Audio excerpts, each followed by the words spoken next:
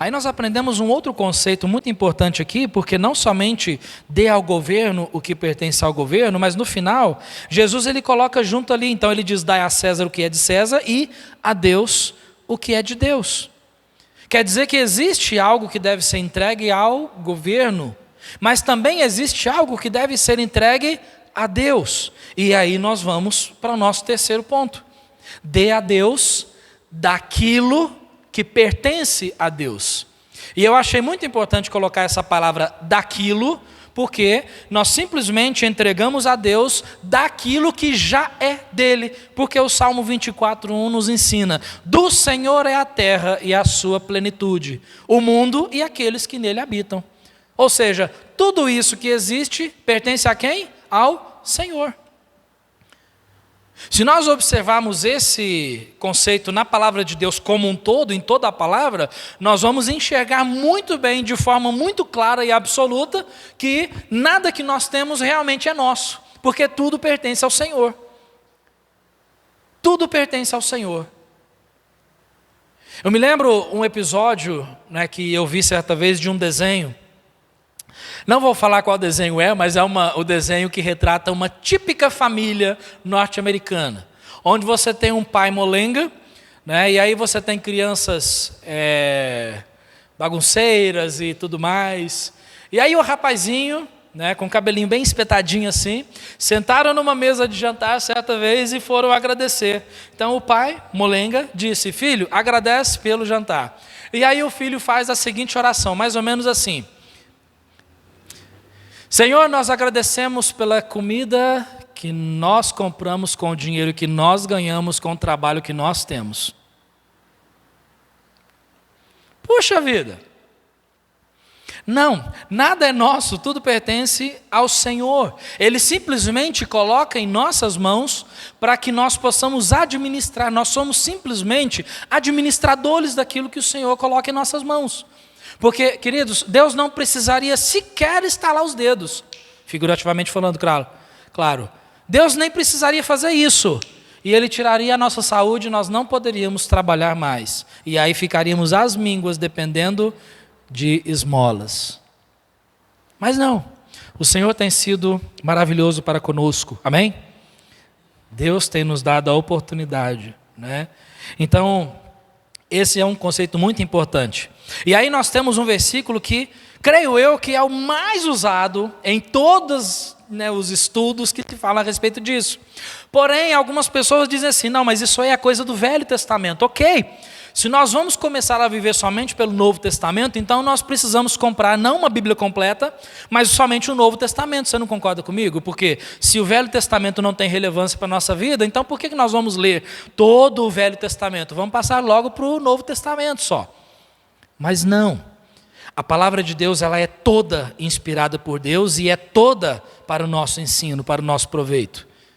Embora o livro em si não fala especificamente sobre isso, esse não é o assunto central do livro.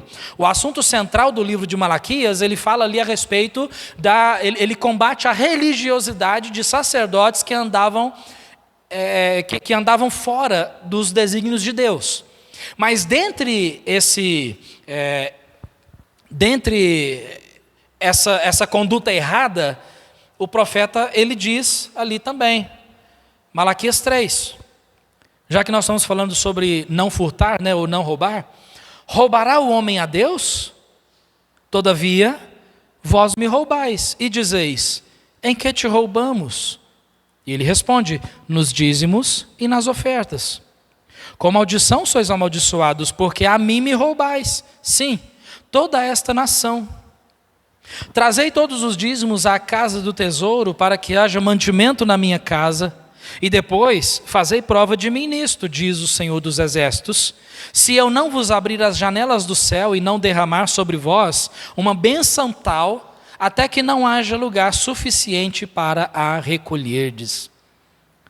Nós não ofertamos a Deus, e precisa ficar muito claro isso, nós não ofertamos a Deus esperando receber de volta. Nós não obedecemos a Deus para sermos abençoados. Nós fazemos tudo isso por quê? Porque nós amamos a Deus e porque o Senhor é soberano, dono de todas as coisas, inclusive das nossas vidas e tudo que nós temos. Mas também nós não podemos nos esquecer de que em toda a palavra de Deus nós encontramos o ensino de que o Senhor abençoa aquele que se submete aos seus mandamentos. Viu o texto que nós lemos no começo do culto? Aquele que ouve as minhas palavras e as observa, ou seja, as obedece, é semelhante ao homem prudente que edificou a sua casa sobre a rocha. Chegou chuva, bateu água, rios e vento, e aquela casa ficou firme. Por quê? Porque estava firmada na rocha. Então nós temos este mandamento na palavra de Deus. Agora nós precisamos de muita cautela. É justamente por isso que esse não é um assunto sempre tocado em nossas igrejas, porque precisamos de uma cautela. Mas por outro lado, o fato de haver lobos devoradores que gostam de aproveitar das peles das ovelhas, da lã das ovelhas, o fato de existirem homens assim não devem nos privar também de ensinar a verdade. E é isso que a palavra de Deus ensina.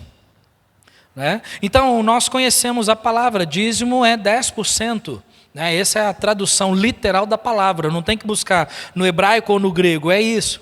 Então, essa é uma realidade bíblica que foi estabelecida antes mesmo desses 10 mandamentos. Se você observar Gênesis capítulo 14, já é mencionado ali a respeito do dízimo. Então, normalmente, pessoas que argumentam sobre dar, não dar, se devo dar ou não. Pessoas que argumentam que essa é uma ideia do Velho Testamento, então normalmente são crentes que não dão o dízimo ou não devolvem daquilo que já é do Senhor. São pessoas que não devolvem daquilo que já é do Senhor e são normalmente os que menos contribuem para o crescimento do reino de Deus. Principalmente na parte patrimonial da igreja local.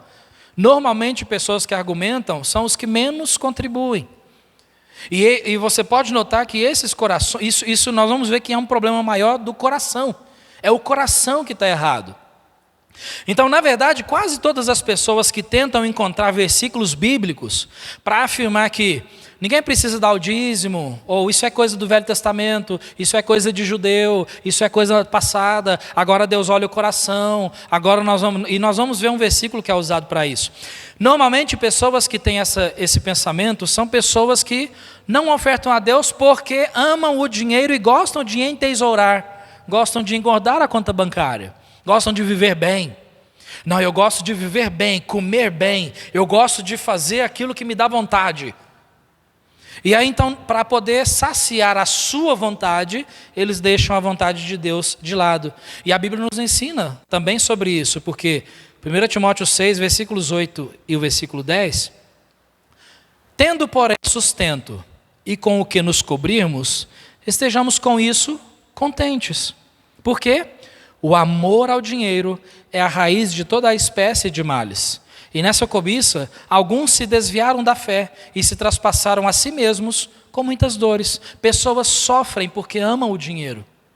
Pessoas se matam de trabalhar, perdem suas famílias, perdem seus cônjuges, perdem porque amam o dinheiro. Porque o dinheiro é mais importante. A nossa vida, eu mencionei isso na semana passada, a nossa vida ela é determinada por escala de valores.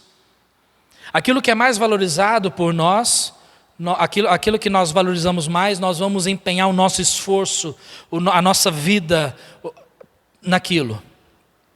E aí para muitas pessoas é o dinheiro. Nota que o amor ao dinheiro é o problema, não o dinheiro. Precisamos de dinheiro, mas o problema é o amor.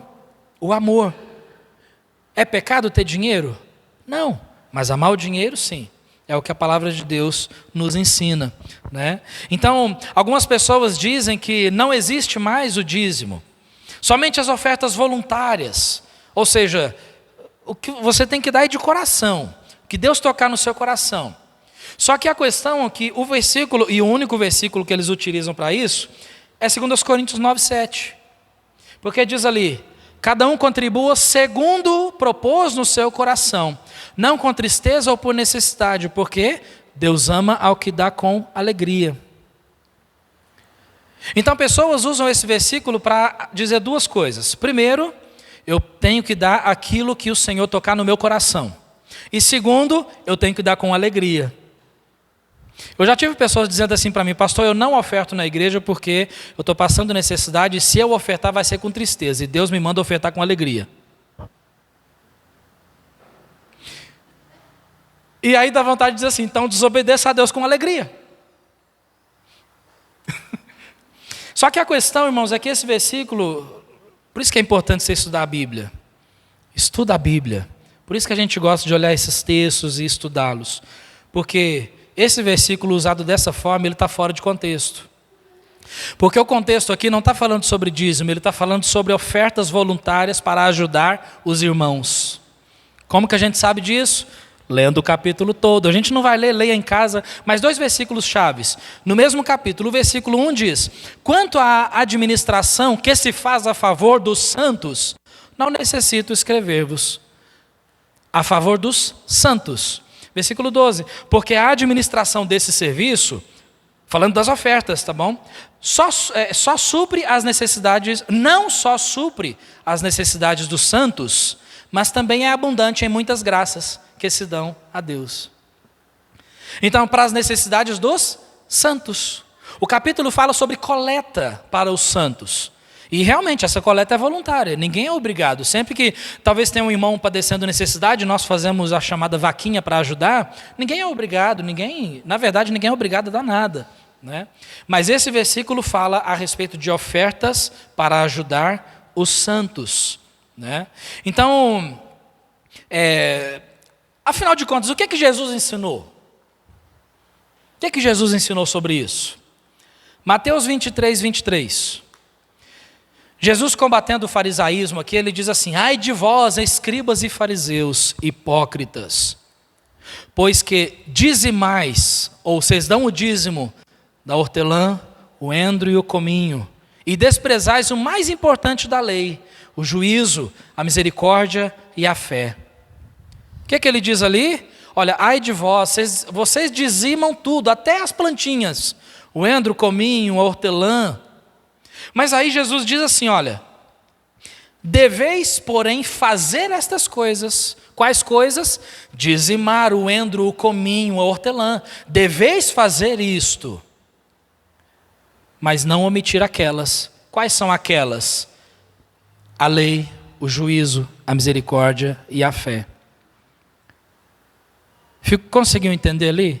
Então Jesus diz, em outras palavras, vocês devem continuar dizimando, mas não se esqueçam da lei, do juízo, da misericórdia e da fé.